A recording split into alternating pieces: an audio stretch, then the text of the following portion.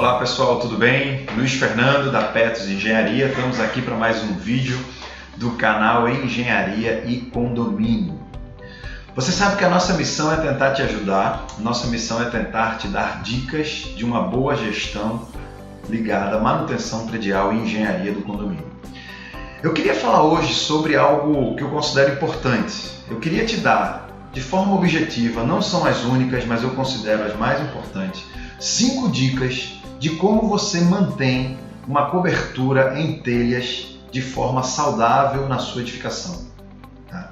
Cobertura em telhas, via de regra, aquelas chamadas fibrocimento, tipo brasilite, ainda é no Brasil a maior utilização de concepção para cobertura. Tá? O cara bota aquela telha, calhas, algeróis e de modo que esse sistema, esse tripé aí, vai garantir a estanqueidade da sua coberta. Fora do Brasil, isso já não é uma realidade há muito tempo, né? Lajes impermeabilizadas dominam absurdamente essa concepção de coberta residenciais. Mas no caso, no Brasil, ainda é dessa forma. Por ser uma condição, uma solução relativamente barata. Mas como toda solução relativamente barata ou barata, ela possui vantagens e desvantagens. E uma das desvantagens dela é ela ser bastante vulnerável a dano. Tá? E eu queria te dar 5 dicas aqui rápidas de como a gente pode manter essa cobertura saudável. A primeira delas é de gestão. Não é uma dica técnica, é uma dica de puramente gestão. Controlar o acesso da coberta.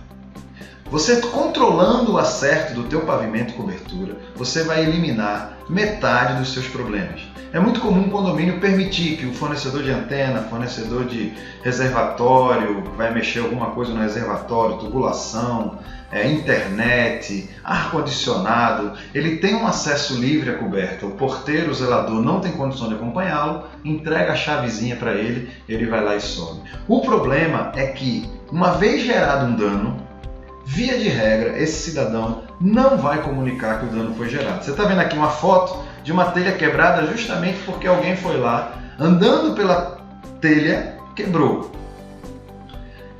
Esse cara não vai avisar, olha, quebrei uma telha lá em cima, precisa trocar, ou depois me manda a conta que eu troco. Não, mas ele subiu no dia de sol, caso contrário ele não teria trabalhado.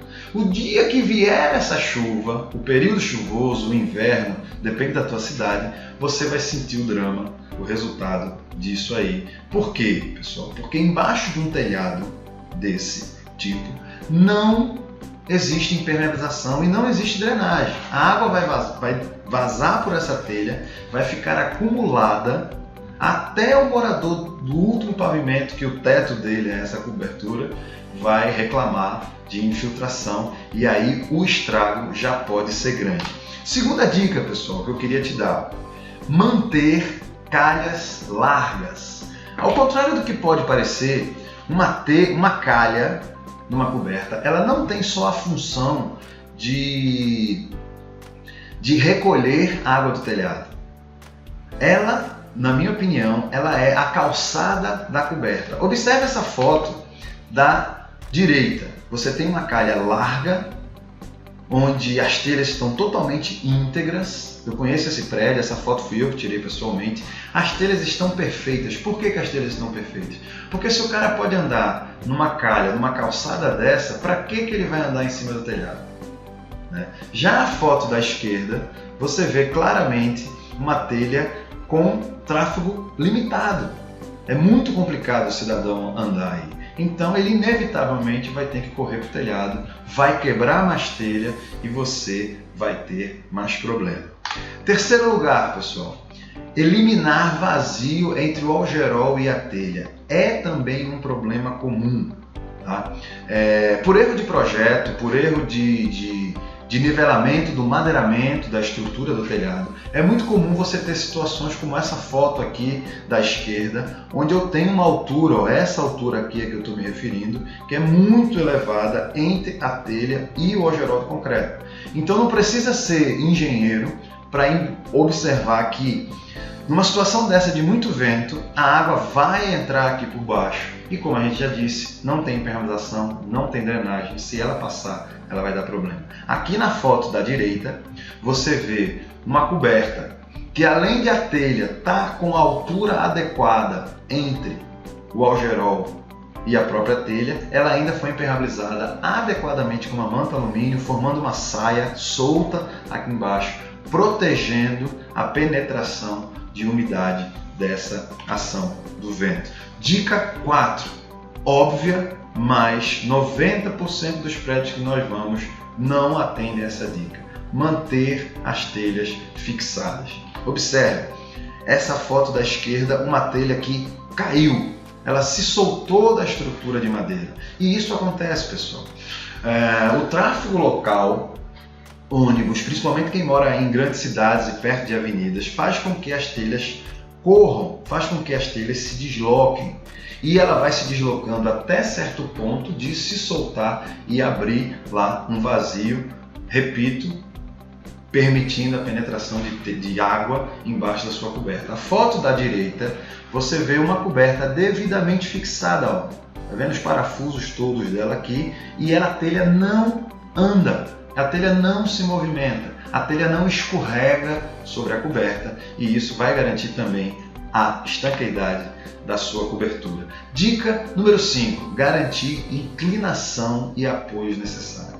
Como a gente falou, essa telha tipo Brasilite, fibrocimento, ela é a telha mais utilizada nas cobertas residenciais, ainda hoje aqui no Brasil. Tá? O problema é que essa telha tem elevada absorção. Existem pessoas que pensam que, por ser telha, ela não absorve água, ela é estanque. Não, não é. Ela absorve água e, por sinal, diga-se de passagem, absorve muita água. Então, todos os fabricantes dessa telha indicam uma necessidade mínima de caimento dela. Eu não posso ter ela nivelada. Tá? Observe aqui essa foto da esquerda, onde eu tenho um telhado, um erro construtivo. Isso não é culpa do condomínio, isso não é culpa de manutenção. Eu tenho um erro construtivo onde essa telha, nesse caso, a gente fez esse laudo, estava apresentando um caimento de 2%. Só para você ter uma ideia, para esse tipo de telha que é 5 mm, o fabricante recomenda 17%. Então essa cobertura, esse telhado tinha 2%. Vai vazar. Não tem como. A situação da esquerda também é muito comum. O que? Deficiência de apoio na telha. Essa telha ela absorve a umidade, ela fica mais pesada e ela flete. E quando ela flete, ela começa a acumular mais água, absorver mais água ainda e começa a vazar. E você consegue ver aqui essa linha de telha, tá? Bem fletida por deficiência de apoio. Aqui, nessas imagens, você consegue ver, só de forma ilustrativa, que o fabricante ele indica, ele determina que, depender da espessura e do tamanho das telhas, ela tem que ter apoio central. Né? Uma telha de 5 mm, por exemplo, de 1,22 de comprimento, basta 2 apoios, ok. Mas quando ela passa para ter já 2,13, que é o mais comum, ela já precisa de ter apoio central e por aí vai. Na imagem aqui, na outra imagem, ela fala do caimento mínimo. Esse caimento aqui, ó, de 5 graus, 10 graus, dependendo da espessura do telhado. Ou seja, é muito comum o vício construtivo da telha não apresentar o caimento necessário para a qual ela foi designada. E a solução para esse problema é complexa. Tá? Porque você não consegue mais aumentar a declividade porque a tua platibanda e o teu algerol ela limita essa altura possível. Então você começa a fazer alguns trabalhos que não são a princípio recomendados, tipo essa foto onde foi necessário impermeabilizar o telhado. Por quê? Porque o caimento não era necessário. Ou mudar a concepção de telha, eu usar uma telha como essa metálica termoacústica.